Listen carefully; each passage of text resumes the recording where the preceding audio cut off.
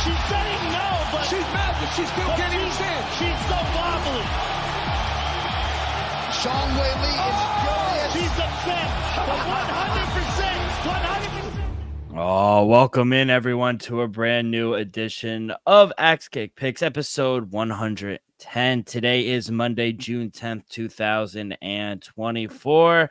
As always, I'm your host, D-Rock, and joining me from the beautiful state of South Carolina, Joey D. Joe, how's the weather down there, kid? Doing well. Just a long drive from work and off to the races. Can't wait to recap what we had over the course of the weekend. Yes, sir. Big fight night in the middleweight division between Jared Cannonier and Nassourdine Imavov. We'll get into that. We got some news towards the end of the show. Maybe we'll preview a PFL 4 going down at the Mohegan Lake in Connecticut on Thursday night. But yeah, Elvis, let's start. What a crowd, though. I mean, from the first fight to the last fight, UFC Louisville, officially the highest grossing US fight night of all time, broke records. I thought the fans were amazing from the first fight. The crowd was in it. And let's start with that main event. A lot of controversy here. Nassourdine Imavov gets the fourth round KO TKO. I'll say this. Stoppage was definitely bad. And, you know, I was here, I think when you were here in studio previewing 302, you and I were talking about Jason Herzog and how good of a ref he is. Actually, one of the most consistent refs. But man, that was bad. You know, I just didn't see it. He was still moving. And I would be angry too if I was Jared Cannonier, you know, and we see after the fight, he was actually up 2-1 going fighting in that fourth round. I was wondering to see, you know, how they would have scored that fourth round as well, because both fighters had moments in that fourth round. But before we talk about the fight, did you agree with the stoppage? You know, Jason Herzog is one to not really get involved in the fights, and the fact that he did here, it's a little unfortunate that it occurred. And yeah, like there is an argument. He absolutely made a case for himself and making himself still present in the round. But you know, let's not take away from the performance of Imavov. You know, I think he was winning on the scorecards. I think rather close, but at the end of the day, I think it was a good performance on his part. And you know, the referees are there to protect the fighters, and he was doing his job with trying to get Cannonier safe. But, you know, I think you give him a chance there. Honestly, that's just coming from me. Yeah. Well, he wasn't winning. He was losing on two of the scorecards. I think if he's down on the floor, okay, then I understand. You know, the fighter's safety does come first. But, you know, he was moving. He was shelling. He actually just threw a punch. If you watch it, he threw a punch. And then 2 seconds later, he stops the fight. So, yeah, it's bad. He was on Ariel Helwani's show today, and he wants to rematch Nassourdine Imavov in September in Paris. Cannonier said his manager has been in talks with Mick Maynard, and they are interested in running it back. Do you want to see it run back? Because I do. I don't think we saw a true fight, and not taking anything away from Imavov, but I just don't think he was winning the fight. You know, I'm gonna go on the opposite. I'm gonna think that they just go their separate ways for now, and then maybe rematch down the line. You know, we could see Imavov. I want to see him move up and fight maybe like Allen. I don't think we've seen that before. So a fight against like Brendan Allen, they're right there. That could be, you know, honestly, with how the division's working out, that could be a number one contender fight in its own regard. So, like I said, maybe I'm being a little biased. I guess I'm being biased with the scorecard scoring as well. But hey, yeah, Imavov, I think, has the opportunity to go up and fight the top 5. Yeah, he's sitting there at number 7. We'll see what the new rankings come out, but I don't expect him to jump all that much. Honestly, I don't even think he takes Jared Cannonier's spot, just because I think the stoppage was so controversial. Everyone's talking about it. I hope they do run it back, because we didn't really see a true fight. So hopefully they do run that back. But yeah, give credit. He did win the first fight between the two. Dom Reyes. Oh, yeah. Didn't even give him a chance. Welcome back, Dom Reyes. Holy shit, man. He looked fucking good. And Dustin Jacoby, man, what a fucking awful chin this fucking guy has, man. I'm tired of backing him. He's another guy I just cannot get wrong. But you got to feel for a guy like Dominic Reyes, man. You know, been through the wire, getting knocked out in 3 straight after John Jones. He had that long layoff. I'm happy for him, you know, even though I bet against him. I'm happy for a guy like Dom Reyes. We thought that we would have to go ahead and have to like see that Reyes would take him down take down Justin Jacoby, but no, he didn't have to do that, man. He got that finish, bro, and he's back, man. I'm happy for him. Yeah, I don't know if he's back, but he's there. I was very surprised he didn't get a performance of the night or bonus right after, but he talked to Dana White, and despite not being awarded one, Dana White took care of him. He said he was on Ariel's show today, and he said he got taken care of. So I'm happy for that. You know what fight I do like next between Dom Reyes, Anthony Smith. Wow. Now, Let's run that. That'd be amazing. You like it, or do you have any other? I actually think that's perfect for both of them. Yeah, I really do. So that's Dominic Reyes is number 15 at the light heavyweight, and Anthony Smith coming off a big win at number 10. So yeah, I think it's a good fight for both of them as well. Performance of the night. Welcome back, Raul Rojas Jr. Wild first round. I mean, balls to Ricky Tercios for saying, fuck you. I'm not tapping your glove and go wild. Dino Spumoni, the first 2 minutes of the fight, but survived the first round, but then ultimately Raul Rojas Jr. does get the submission. Yeah, win. I think we broke down this fight pretty accurately. You know, the Tercios was going to be a little more energetic, probably a little crisper in terms of the stand-up, but I think Raul Rojas was going to find a way to grab you and, you know, get your back and find a submission somehow, and then that's what happened. So it was seemed inevitable because the trajectory of this kid, but I still like Ricky Tercios, especially after all the antics in the first, like you said. Yeah, he did get the performance of the night. I don't know if he got the 100,000 like he was calling for, but honestly, I thought he was great on the mic too. He took advantage of his mic time.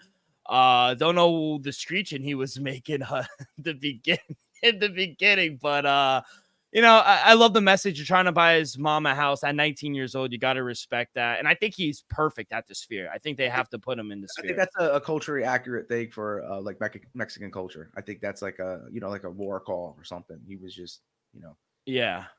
Well, whatever it is, I love it. Do you want to see him at the Sphere in September? Do you think that's too quick of a turnaround?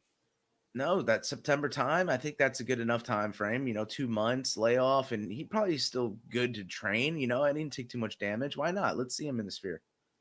Is he ready for a top 15 or no? Not yet. No, I think we still kind of milk him a little, and the young, let's pump the brakes on the young guys and let's build them up to stardom. Yeah, I agree. Only certain people need to be, put up on a pedestal that quick. But another performance of the night, Bruno Ferreira. What a fucking knockout. Dustin, so he was basically he said he still felt something after like going back to the athlete hotel. He was still dizzy. I mean, what a knockout that was. And, I was worried because for the whole card last week, UFC 302, and then half of the fights this one, we didn't see any knockouts. And I was surprised because, you got lighter gloves. You would expect more knockouts, but, they finally started to come here in the main card. Yeah. I think everyone's finding their footing in the actual gloves themselves. But yeah, man, he has these dominant like performances where he gets his opponents out of there quickly. So yeah, the Hulk, he's dangerous. I thought Stoltzfus was kind of a good matchup for him to get this done. Yeah, I agree. Good win for Bruno Ferreira. Performance of the night, Zachary Reese. I mean, Julian Marquez is a can. Cut him, please. He is awful, man. Ever since he tweeted to Miley Cyrus, it's been downhill from there. Not saying it's her fault, but I'm just saying it might be his fault. It might be his own fault. It might be his own fault. I mean, 20 seconds, Joe. You couldn't even get a feel. That upper hook from Reese was amazing. It landed crisp, and it was all she wrote. Cut this man. Zach Reese, though, going back, he was trying to cinch up the armbar, was he not? Before he got slammed on his head. So, I mean, I think Zach Reese, he had that unfortunate slam happen to him. He could be really good. And then that's something that we're taking away from is kind of, shitting on Marquez. I want to step away from that. I respect the man at the end of the day. He whipped my ass. No, I do not. He is a can, and they need to cut him. And Zachary Reese, he said it on the mic, what you're alluding to. He said, I know I got brutally knocked out last fight, but when I'm not wild and I'm technical and I'm precise, I am a really good middleweight. So we'll see. Yeah. I'm not going to judge him too much on this because it wasn't a good win in my estimation because Julian Marquez is not good. Miguel Baez, another fucking can. Jesus Christ. I mean, this guy's another one. got to credit to him, though. I mean, Soriano connected on 136 significant ground strikes on Saturday night. It was a new single fight night UFC record. His plus 137 significant strike differential is a new single fight UFC middleweight record. His total strike differential was 309. It's the largest separation in a 3-round UFC fight. Miguel Baez didn't even show up. No, and normally he fades toward the end of the rounds after giving out all his heart, but like you said, he didn't even show up, man. So it was a very disappointing performance on his part, and also to let up historic numbers like that. I mean, I know Soriano's feeling better about the win with getting those numbers, but yeah, it was a rough one. It was ridiculous. I mean, and that's where we thought Miguel Baez was actually more comfortable on the feet, striking, and you got pieced up like that. I was actually disgusted in the main card. Like, if I'm being honest, just like the bets, it was just bad. Thiago Moises, another one, got beat up for 3 rounds by Ludovic Klein. Good call on that. He's really good, man. Is he, or is it Thiago Moises just bad? He's also, I think, declining ever so slightly. I mean, he has had inconsistency bouts in the past, but when he's on, he is on. But he's a tough test to pass, and Ludovic Klein did it rather convincingly. He couldn't even take him down, and you're a black belt Brazilian jiu-jitsu, and you couldn't take down Ludovic Klein. Not saying Ludovic Klein's easy to take down, but what are we doing here? Yeah, he's no slouch. Come on now. I think Ludovic. No, Klein... he isn't. But I'm just saying, you're supposed to be this profound BJJ guy, and you can't even enter a double. You can't even enter a double leg. That's bad, bro. Your time is done, and. Ludovic Klein, he's extended his unbeaten streak to 6. Wow. I think it's time for a top 15 fight for him. He has the second longest active UFC unbeaten streak in lightweight division. Do you know who number 1 is? In the lightweight division? Yep. Longest active win streak? Mm-hmm. The guy who just defended his championship in UFC. Of course, Islam Makhachev at 13. Maybe he goes on to fight if someone steps in the last minute. I don't know if BSD is on the table for him. I mean, that'd be a huge step back. What about our guy Fervola? I know he's not a top 15, but he's right there. He's right there. He got knocked out of the top 15 now. So, he's still right there. I would say he's in the top 20. Exactly my point. He's right there. So that's a good fight. Jalen Turner have a fight booked? I don't 13, know. 12. I feel like that's a good jump for him. Yeah. I don't think about RDA. I know Bobby Green's book. Maybe our boy Fervola or BSD. I think they have high hopes for BSD. I think they're gonna. I don't think they want to do that. Charles Radacki, you're another can. No. Freitas is dangerous, man. He's super dangerous, bro. And so he caught him, bro. He got him. Yeah, another performance of the night there. Brad Katona, what a dominant performance over Jesse Butler. I mean, there were 10-8 rounds in that one. He won 30-25 on 2 scorecards. Did you realize the women, that they're all the dogs won? If we had a mad dog parlay, man, they would have cashed. Oh, wow. Yeah. No, I didn't see that. That's funny that you said they had Denise Gomes won as well. What was it? Pija Tamar? Is that how you pronounce her name? Indian to win a UFC bout. Yeah, shout out her as well. Going against Peruvians again, and it will always cost you, Joe. Always cost you. And what was going on in the corner with Andre KGB Lee giving everyone kisses? Is this new? Have you seen this? What kind of question is that? No, I mean, honestly, I thought that was her shtick. I thought that was. Have you seen her do it before? I feel like I have. She used to wear the cowboy hat, but doesn't wear it no more. It was weird that not so much her. I guess it's her man who she gave a kiss to, but then the girl right next to her said, "Me too." Wow. What are we doing here? Time and place. I think her husband's like her coach, bro. Oh, yeah. No, I'm not saying that was weird. I'm saying the girl right after wanted a kiss. That's like if you kissed your girl and then your girl's girlfriend was like, yeah, me too, next. Polygamous marriage. Yeah, exactly. It's and that's why she lost, in my opinion. But Mata De La Rosa, she got the split decision. I know a lot of people thought Andre Lee did win that fight, but I don't know. I thought the scorecards were correct. I thought the right woman won that. not weirded out. I was just fucking confused about the whole thing. I was Yeah, like, her what if? husband is Mark De La Rosa. Yeah. I was not worried about him. I was worried about the girl kissing her right after, like insisting on wanting a kiss. Like that's fucking like Bob. You're weird. But yeah, overall, bad night. Oh, the Peru fade burned me like terror as usual. Yeah, I'm done. It's like the Brewers. Yeah, I can't literally. There's just some people, like some fighters, some teams that I'll just never get right. And Miguel Baez is one.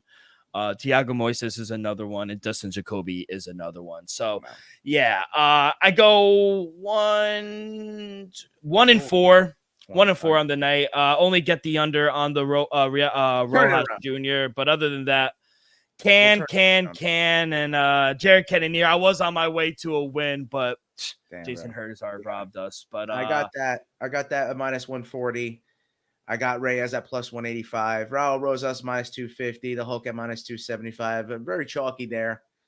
But throughout the night, overall record, I went, let's see, we got 8-6, if I can be that correct. Exactly, 8-6. And so we were a little in the green. I took a lot of losses because I bet on the entire card, but I think it was well worth it.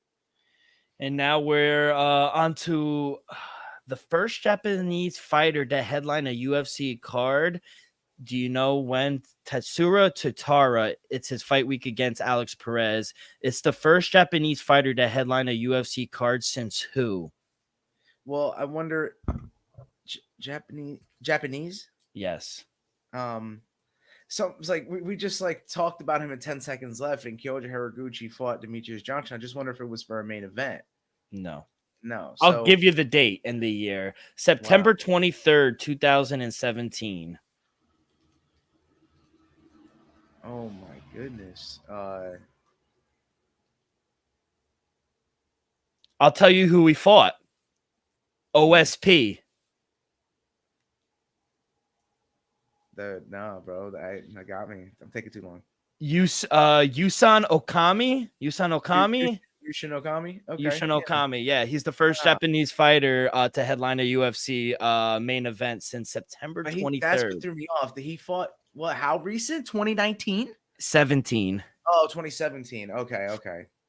Yeah, but yeah, that's going to be. He's an old school fighter. That's an OG. Yeah. He fought until 2017. And OSP is still in here. He's still hanging around, OSP. I also wanted to shout out Savannah Marshall. What an MMA debut. I mean, getting her first round TKO. Very impressive. That's another thing I cashed, but minus 210 it was chalky, so it didn't really count. But give a shout out to Kyoji Horiguchi for 10 seconds left, risen minus 275. Like you said, very chalky, but 10 seconds left is back. Yeah, I mean, that was a dominant performance against Sergio Pettis. Unanimous decision, correct? Yeah. Yeah. Savannah, she survived a couple takedowns early on, got right back up, and then she obviously had the clear advantage on the feet. Yeah, she's just run it back. Her and Clarissa Shields in MMA. Let's do that. It. Oh my God, that's fantastic. Yeah, love that. Let's do that. That's the thing. Put the pedal in the metal now. Let's get these matchups going.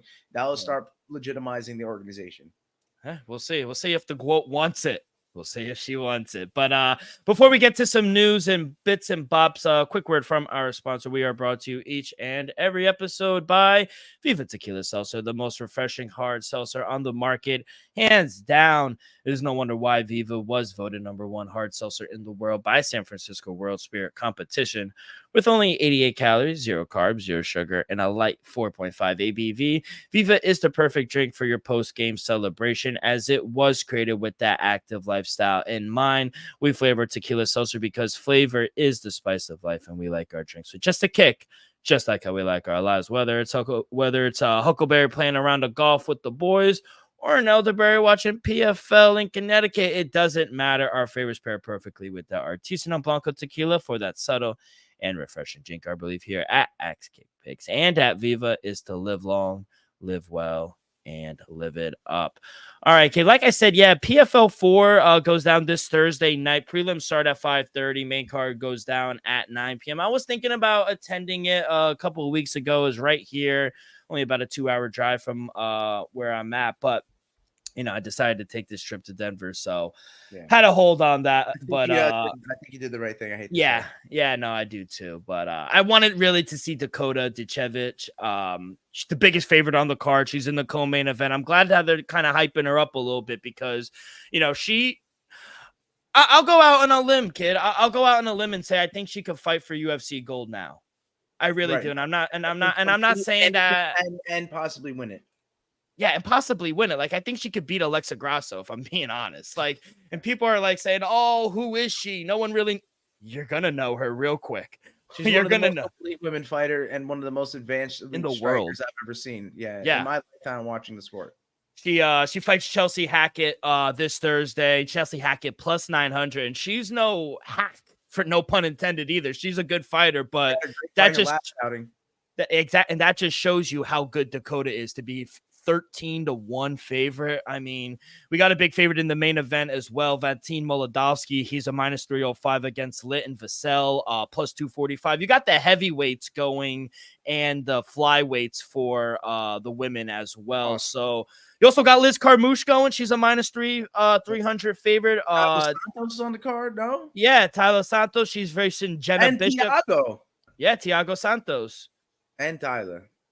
Yeah, they're both on it. So should be what's your obviously besides Dakota, because she's must-see TV. Besides her, who's your I would think that like the main and the co-main event are pretty locks. Like, so maybe run them in a parlay. Like you said, if some lines are dropped, they're very chalky.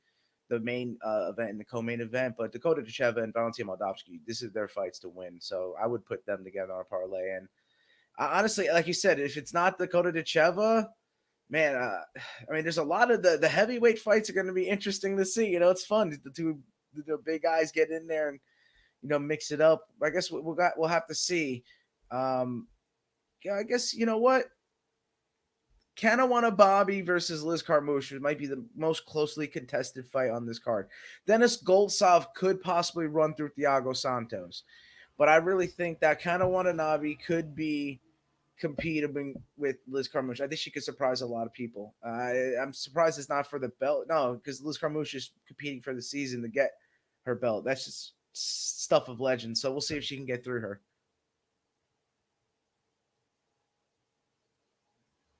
Yo? Yeah, we'll see if we can get through her.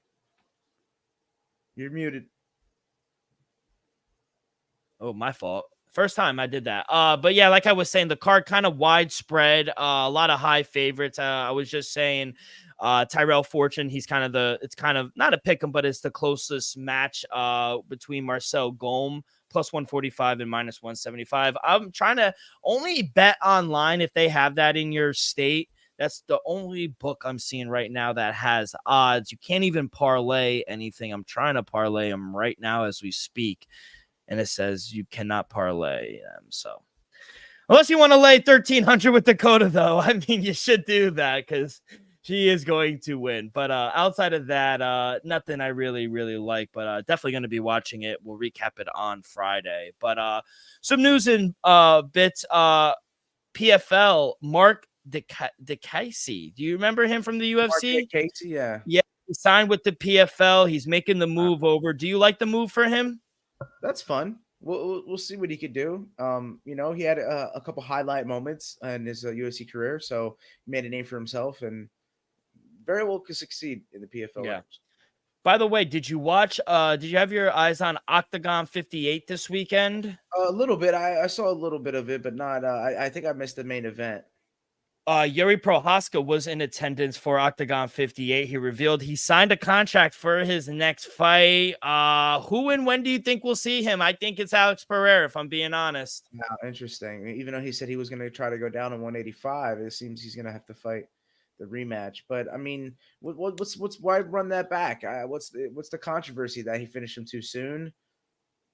I mean, who's he going to fight? Besides Alex Pereira fighting Magomed Ankalaev like we all want.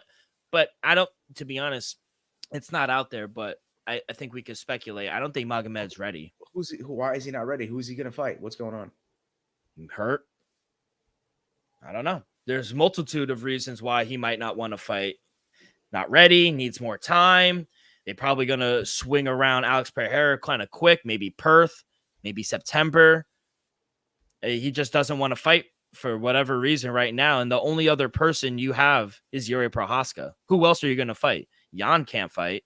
Jamal Hill has a fight. You can't put it to Alexander Rakic. Who are you going to fight Alex Pereira? You're right. I mean, dang. Alex Pereira can fight the winner of Jamal Hill. If Jamal Hill beats Carlos Ulberg, it derails that. Carlos Ulberg, though, beating Jamal Hill does that? No? Yeah, but then how long are we going to wait to see Alex Pereira? Yeah, you're First right. quarter next year? That's another. You're right. I think you're maybe addressing the elephant in the room is that how soon do fans want to see him, and how soon does he want to deliver on that? Because he seems to be. That's why he's growing such a massive fan base. Like we saw in person when we saw him come, the audience erupted for him, man. So he's got a massive fan base, and it seems he wants to deliver to that fan base. Yeah, and he's an active champion. I respect that. Just like Izzy, just like Alex Volkanovski was. They're active champions. I like them to fight 3 times a year. And I think Alex Pereira wants to fight 3 times a year. He's ready. And if they want to run it back, good for him. He had a big win at UFC 300. I think Yuri Prohaska deserves a rematch, if I'm being honest. So, yeah, I love the fight. I hope it is him. So we'll see there. But it was very interesting that he said that it's signed and delivered. UFC Denver, we got another fight added. Chris Duncan taking on Nazim Sadikov, Sarah Longo guy, going out to Mile High to fight July 13th. You like this fight for Nazim? Yeah, it's a tough fight for Chris Duncan, man. And then going to Mile High, I think whoever goes out there earlier should acclimate a little better. Yeah. And I think should win that fight.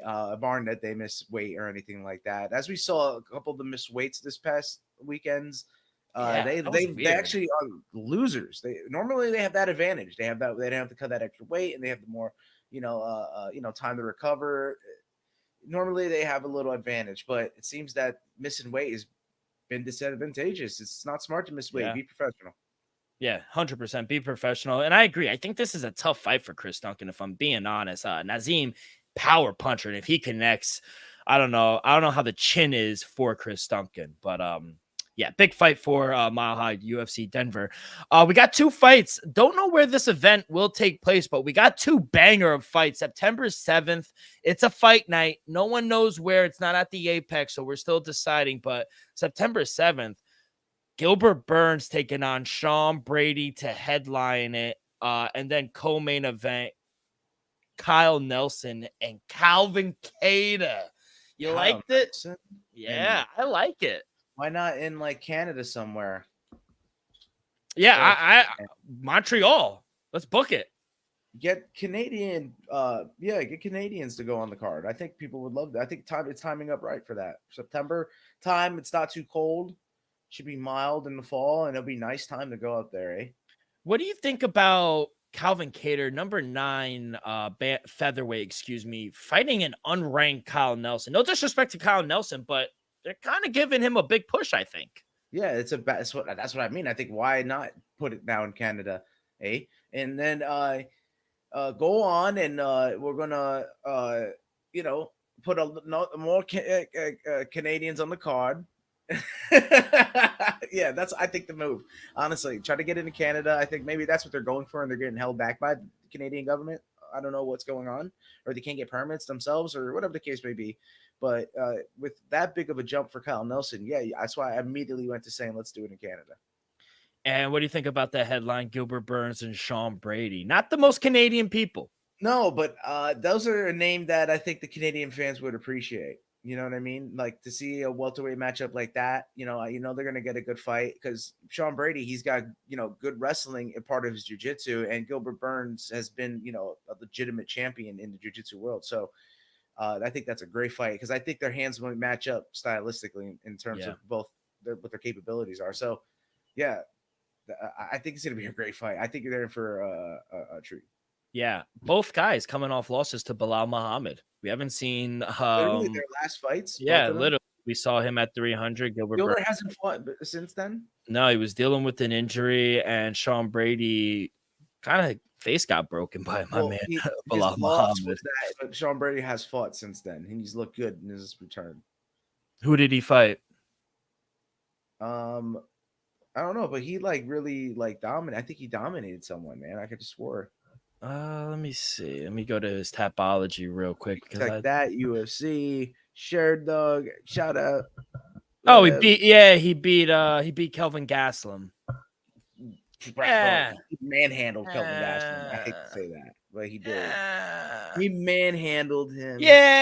manhandled's a strong Yeah. word, but I mean, I've still got my boy Gilbert Burns. I think he's gonna Oh, okay. destroy Sean Brady if I'm being That's honest. what I mean. It's So not too far a trip up 95, right? Can't you get to Toronto from there? 6. I guess I don't know. I've never driven it, but I don't know if they'll do it in Canada. If I'm being honest, I think it's gonna be somewhere in the States. Maybe hopefully Texas. Maybe they go back Maine. down. Let's go to Maine. Have we ever had a fight night in Maine? That's how I used to get on UFC now. Bangor, Maine. Don't think they're gonna do that. By the way, did you Bangor, Maine. hear they arrested our boy Ryan Garcia this weekend for felony vandalism at the Waldorf Astoria Hotel? He's been released, but I'm a wild boy. Don't RDN me. Non-disclosure agreement. No, chill. Yeah, he's that. He's a wild boy. what's going on with him? What do you think? I told you, bro. He's crazy. You really think so? I don't know, bro. It's not a coincidence. I They put. Yeah, go. Yeah, I was gonna say I don't think that it's entirely just a front. Like I think like he's just he's a wild boy. Yeah, and I believe that. I agree. I think he is wild, but it's no coincidence they put the man, the Don, in charges, and now they put him in charges as well. So it's no coincidence. I'll say that. But yeah, hopefully he does find help. And I think I'm burying the lead here over the weekend. Risen bantamweight champion Kai Asakara, he vacated his title. And he did sign with the UFC. According to MMA Junkie, the promotion is looking for a top 5 name at bantamweight to fight him in his debut. He has wins over Manel Kopp, Horiguchi. You just named him a little earlier ago. So this guy's legit. He's younger. I won't say the youngest, but he's developed. Give him Henry Cejudo. Ah, you're really throwing Cejudo. I got something better for you. I'm gonna one up you. Let Sean defend his belt and have him fight him in Japan. Wow, you're just gonna do my boy Merab dirty like that? Oh, I said after he beats Merab. Oh, okay. So you already have him beating Merab. Nice. Oh. Okay. What about Piotr Jan? Oh, that's a good fight. That's a great fight. Yeah, just because it's Do they wanna international. do that, though. Maybe because everyone else is, I think, besides Henry, and I was kind of kidding, but everyone else in the top 5 is booked. Sean's. It's not confirmed, but 90% chance he's going to fight Merab. Corey's fighting Umar. Piotr doesn't have a fight. Marlon Chito Vera is fighting Davison Figueiredo, 4 and 6. And then you have Henry Cejudo. You only have 3 and 5. You're trying to get him in the top 5, right? You're thinking that's what they said with him signing. He deserves it. He is the top 5 bantamweight in the world. He has to be. Even though he fought for Risen, he's a top 5 bantamweight. The way Demetria Johnson was talking about this guy, he thinks the world. And I'll go out on a limb and I'll say Demetrius Johnson knows what he's talking about. Let's just say that. Yeah. So if he's Song saying Dong's that, available, but Peter Yan kind of did hand it to him after the first and he's round. not. I don't think he's gonna fight down, bro. I truly don't. Like this guy is a champion. It might be Peter Yan or bust. It might be Peter Yan or like I said, it might be a championship fight. And they'll have a lot of. They could put that fucking fight in Russia or anywhere because they got. Say Japan, as you just Scorpion Okami being a headliner in 2017. Goodness. Yeah. I mean, no, but that's perfect because you have the Russian crowd right there to the east, and then you have his home crowd. Build him up. Sell out. Oh, any stadium in Japan. Oh my and God. Especially if they did it for the belt, like the stakes on that. And I know Sugar Sean would love to go out there. I'm not saying that it's not going to be a pushover on Merab, but that is a matchup I think would sell. Oh yeah, and that's why they want Sean to continue being a champion because I think at the moment he's a big star for them. 100%. Merab, he was on the MMA Hour today, and he said initially he did want Piotr Yan, but they said that they had different plans for Merab, and then they came back with Davison Figueiredo for him, and he accepted that. So very interesting. I think it's a tough task, if I'm being honest, for Chito Vera. I think it's a tough task in Saudi Arabia as well. So any thoughts real quick on that fight? Man, it's definitely going to be closely contested. I think when you get to the upper echelon of the levels, man, I mean, Styles makes fights, of course, but man, it gets so close that even the slightest mistake, you find yourself at a disadvantage. So I guess that's the word of the weekend. Disadvantage. Minus 154 for Davison Figueiredo, plus 130 for Marlon Chito Vera. I think that's deservingly so. I think the powder advantage. Yeah. I know Chito's gotten some knockouts, but I think Vera carrying his power real well into 135. Yeah. But that's going to do it, kid. By the way, have you been keeping up with Tough? Great first episode. It's the most international crew to date out of 32 seasons. Dude. 14 different countries representing. UFC's at an all-time high. Like you said, record-breaking numbers inside the octagon for ticket sales, for watching on the streaming services and however. And now the Tough finally being good and actually palatable to watch it. Yeah. I love it. Every Tuesday. It's a little late though for me at 10 p.m., but you gotta love it. Banger of a fight, yeah. And Valentina is up 1-0. Let's fucking go. I think baby. she's gonna be up early. Something's telling me. I feel like the team that she has. How do they keep it so nit tuck and like? How doesn't it get revealed who won? I think it's that. Like I said, it's an NDA, like the non-disclosure. Okay. Like they got to sign that, or else they're gonna get sued. Like Yeah. Don't sue me. Yeah, exactly. But yeah, every episode, ESPN 10 o'clock on Tuesdays. But Joe, that's going to do a little shorter episode for everyone today. We got a banger of an episode this Friday. We got boxing, Gervonta Davis, Frank Martin. Yeah. We got UFC back at the Apex. We got a WWE event all the way in Newcastle upon time. So locked and loaded for this weekend, kid. But any last words before we get up out of here, kid? No, we'll get more picks going. We had a lot of events occur this weekend, and we're going to definitely get some more picks going for Friday's episode. Absolutely. Yeah. A lot of picks. Like I said, we got boxing, WWE, and the UFC is back and better than ever. But Joe, that's going to do it for this Monday edition of Axe Cake Picks. On behalf of our sponsor, Viva Tequila, Joey, I'm D-Rock. We'll see you guys on Friday. So make sure you guys follow along our social media, Twitter and Instagram at Axe Cake Picks. You guys can find all of our episodes if you missed one, wherever you get your podcast, Apple Podcast, Spotify, Stitcher. If you haven't already, go on over to YouTube, hit that like button, subscribe, rate, give us a review. All that good stuff really helps the show grow tremendously. So be a friend, tell a friend, enjoy the fights on Thursday, and we'll see you guys on Monday. Peace.